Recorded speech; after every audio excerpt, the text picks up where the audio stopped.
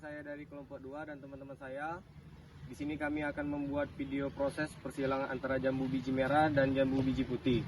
Baik, sebelum memulai proses persilangan, ada baiknya kami memperkenalkan diri terlebih dahulu. Perkenalkan, nama saya Muhammad Aldi Aldo dengan NIM 05091282227021.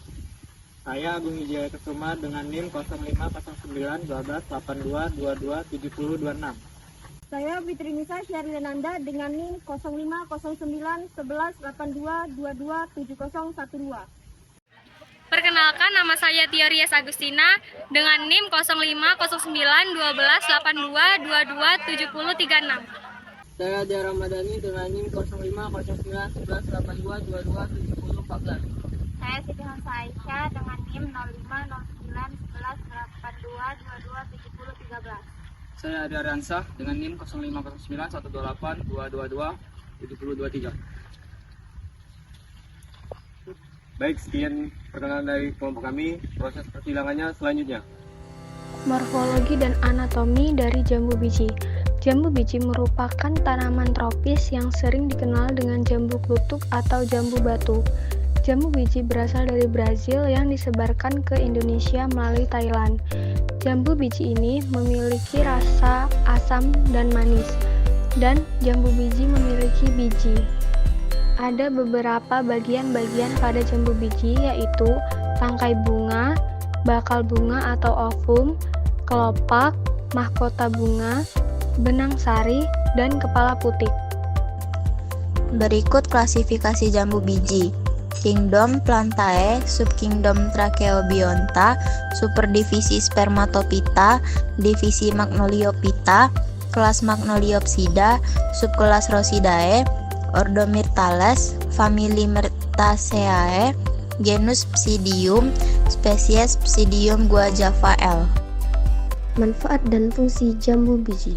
Buah jambu biji dapat membantu meningkatkan keseimbangan natrium dan kalium tubuh, sehingga bisa mengatur tekanan darah pada pengidap hipertensi. Buah ini juga bisa membantu menurunkan kadar trigliserida dan kolesterol jahat yang berkontribusi pada perkembangan penyakit jantung. Jambu biji merupakan salah satu buah dengan kandungan vitamin C yang tinggi. Bahkan, kandungan vitamin C dalam jambu biji melebihi kandungan vitamin C di jeruk. Vitamin C sendiri diketahui dapat meningkatkan imunitas atau kekebalan tubuh dan mengurangi resiko terkena penyakit infeksi. Pada jambu biji, Psidium guajava, fisiologi waktu bunga yang siap untuk disilangkan sebagai sumber polen, serbuk sari, dan bunga yang berperan sebagai sumber ovul sel telur, biasanya terjadi dalam satu bunga yang sama, dan jambu biji termasuk dalam tumbuhan hermafrodit dalam satu bunga. Organ reproduksi jantan, stamen dengan serbuk sari, dan organ reproduksi betina, pistil dengan ovarium yang bersih sel telur, ada pada bagian yang sama.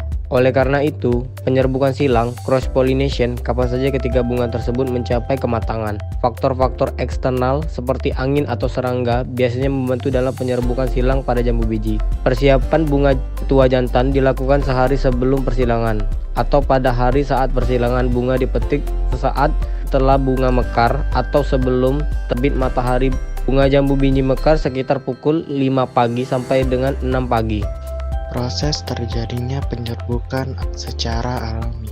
Silangan terjadi secara alami pada tumbuhan menyerbuk terbuka dan untuk sebagian kecil tumbuhan menyerbuk sendiri.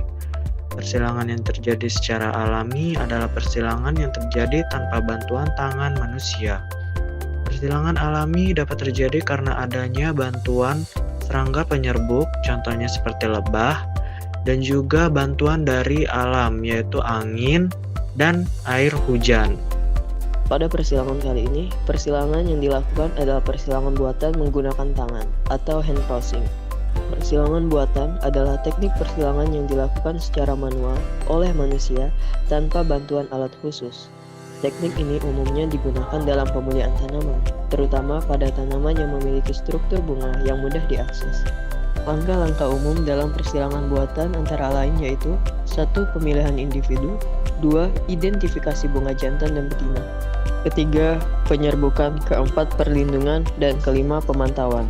Persilangan buatan menggunakan tangan memerlukan kehati-hatian dan ketelitian agar serbuk sari tidak terkontaminasi dengan serbuk sari dari sumber lain.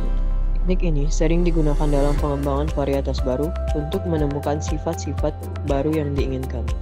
Serbuk sari pada bunga jambu biji merah sebagai tetua jantan diambil menggunakan bantuan pinset. Lalu, serbuk sari tersebut dimasukkan ke dalam wadah.